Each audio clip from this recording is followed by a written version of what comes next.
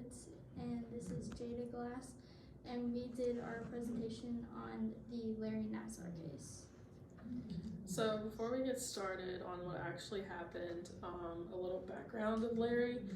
His real name is Lawrence. He was born in Farmington Hills, Michigan on August 16th of 1963. He has a Lebanese background, and in 1978 he was a student athletic trainer for women's gymnastics team at North Farmington High School, where he graduated from. And then in 1985 he earned his undergrad in kinesiology from the University of Michigan, while earning undergrad working for the school's football and track teams.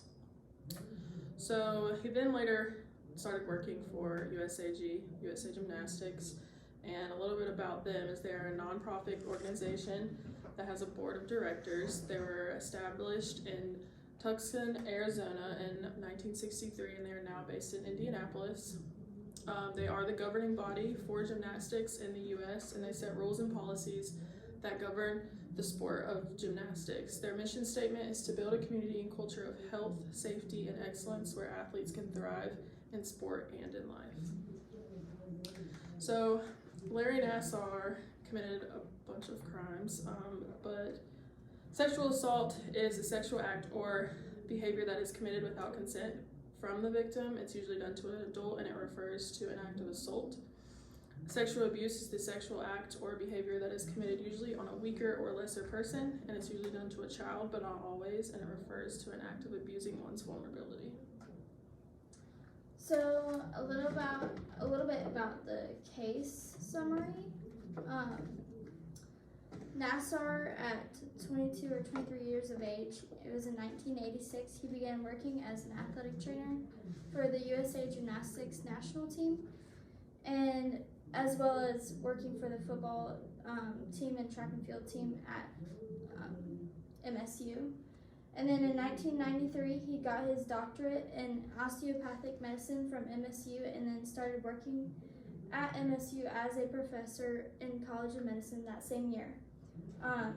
Also that same year, he started working at the Caroli Ranch, which is owned by Bella and Martha Caroli, and it was actually the Texas Training Center of the U.S. Gymnastics team.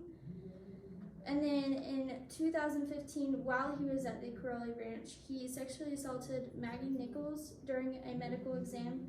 And then later that same year, the USAG found out and cut ties with Nassar because one of the coaches overheard a conversation between Maggie and her teammates, and so she reported it to USAG, and then they eventually did fire Nassar. In 2016, the Indianapolis Star released an article on two gymnasts who were sexually assaulted by Nassar, Jamie Dancher and Rachel Denhollander, and one of them actually wanted to stay anonymous in the newspaper, and then the other one was fine with keeping her name in there, but they eventually came out with both names later on. After the article was released, Nassar was fired from MSU, and then a couple months later that same year, Nassar was charged for repeatedly sexually assaulting a 6-year-old child, which started in 1998.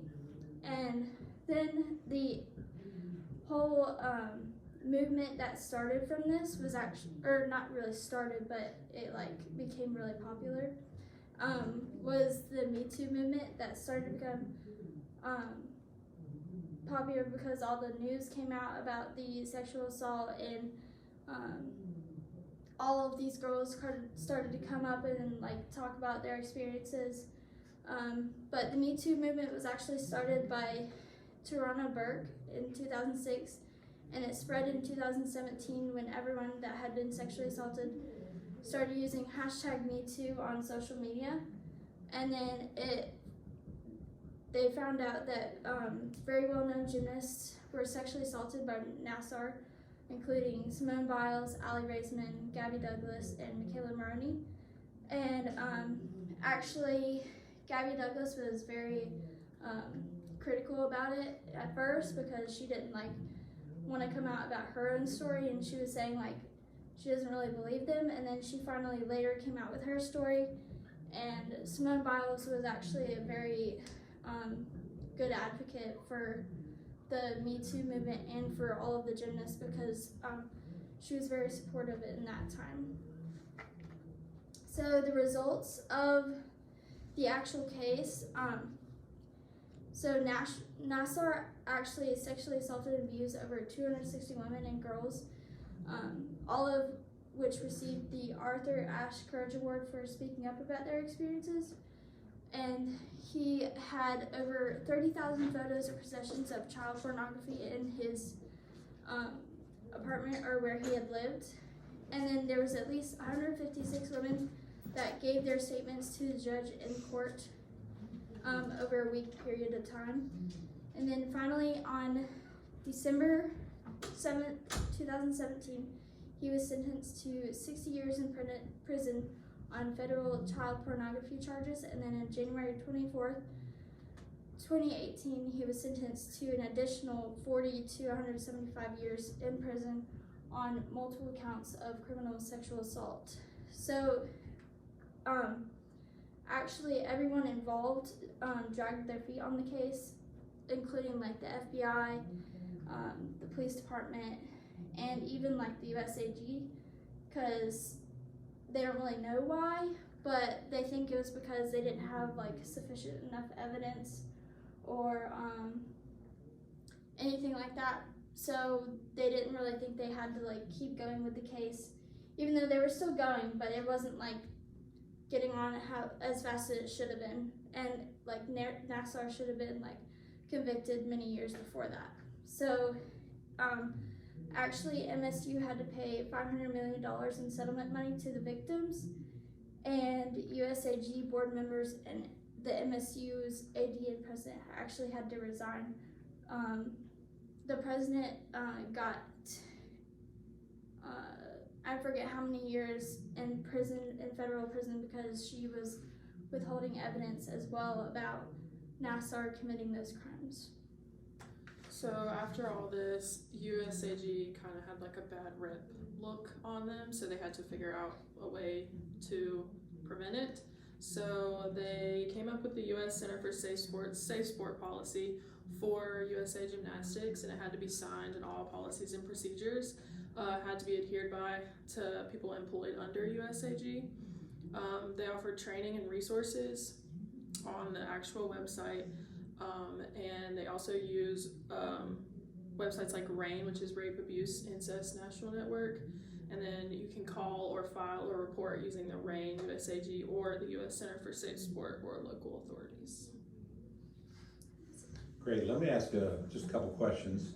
So he worked for Michigan State University and USC Gymnastics at the same time, is that right? Yes. And so then when the charges were brought against him by the federal government, that's when the Michigan State kind of Board of Trustees fired the president and the AD. Do I understand that right?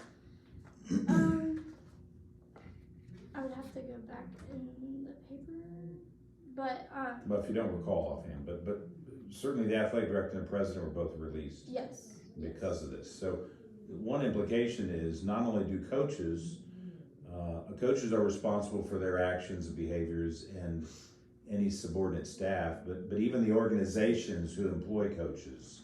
So the organization of MSU was responsible for employing Dr. Nassar. Again, going back to what's the liability and the risk of negligence is that the owners and heads of organizations are just as much responsible in some regards as those who actually commit the actual crimes. So for us, whether you're a coaching major or you dream about owning your own business, for those entrepreneurs, there is a huge liability when you have coaches and other people deployed working with youth and young adults, and this case shows that. Is there any follow-up from that you'd like to add before we conclude today? For like younger girls, I would say kind of watch out like for people around you, because you never know who's going to be around you. You never know what they're like on the inside, because they may portray something on the outside and not be the same on the inside as well.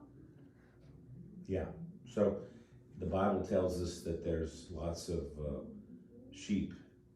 there's lots of wolves in sheep's clothing today. If you read those passages in the New Testament, and unfortunately there's predators in every area of life, whether it be medical or sport or any industry. Good. Any last thoughts, party shots?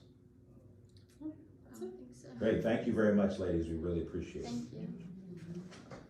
Well done.